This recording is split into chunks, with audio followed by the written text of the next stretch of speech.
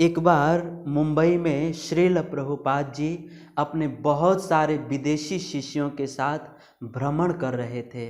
उस समय किसी पत्रकार ने प्रभुपाद जी से पूछा कि स्वामी जी, आप हमें कोई चमत्कार दिखा सकते हैं क्या?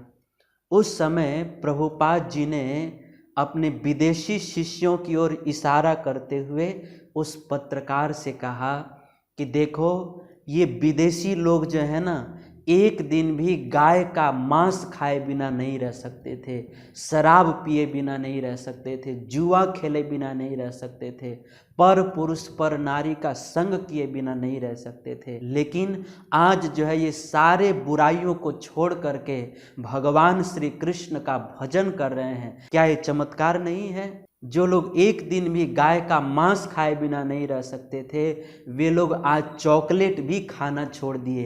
क्या ये चमत्कार नहीं है? जो लोग एक दिन भी शराब पिए बिना नहीं रह सकते थे, वे लोग आज चाय तक भी पीना छोड़ दिए। क्या ये चमत्कार नहीं है? जो लोग शराब पी करके बियर बार में नाचा करते थे, वे लोग आज हरिनाम रूपी अमृत पीकर राधा कृष्ण के मंदिर में नाचते हैं। क्या ये चमत्कार नहीं है? जो लोग अच्छे से कपड़ा पहनना भी नहीं जानते थे, वे लोग आज हिंदू वेशभूषा धारण करते हैं, माथे पर तिलक, गले में तुलसी धारण करते हैं, अपने ईसाई धर्म को छोड़कर सनातन धर्म को स्वीकार कर लिए। क्या ये चमत्कार नहीं है? उस समय उस पत्रकार की आंखें झुक गई और उस पत्रकार ने पुनः विनम्र भाव से पूछा कि स्वामी जी, आपने इन विदेशियों के भीतर ऐसा अद्भुत परिवर्तन किसके बल पर लाया? क्या आपके पास कोई जादू मंत्र है? किसके बल पर ऐसा परिवर्तन लाया आपने? उस समय श्रील प्रभुपाद जी ने अपने बैग से इस भगवत गीता को निकाला और प्रभुपाद जी ने कहा कि देखो, मुझ बूढ़े आदमी में तो कोई बल नहीं है, मैंने इस भगवत गीता के ज्ञान के बल पर इन विदेशियों के जीवन में ऐसा परिवर्तन लाया है।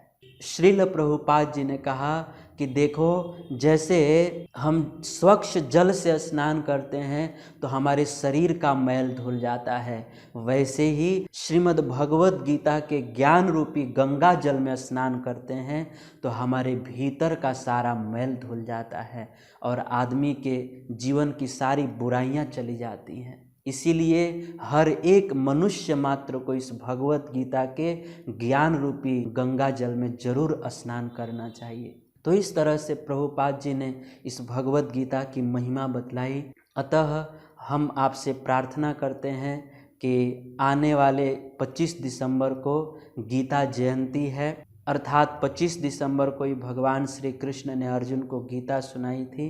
तो इस गीता जयंती के अवसर पर आप इस्कॉन मंदिर में जाइए और वहाँ से गीता लेकर आइए और आप भी इस गीता ज्ञान रूपी गंगा जल में स्नान कीजिए और दूसरों को भी गीता ज्ञान रूपी गंगा जल में स्नान करने के लिए प्रेरित कीजिए और खुद का भी जीवन सफल कीजिए और दूसरे का भी जीवन सफल कीजिए। हरे कृष्णा।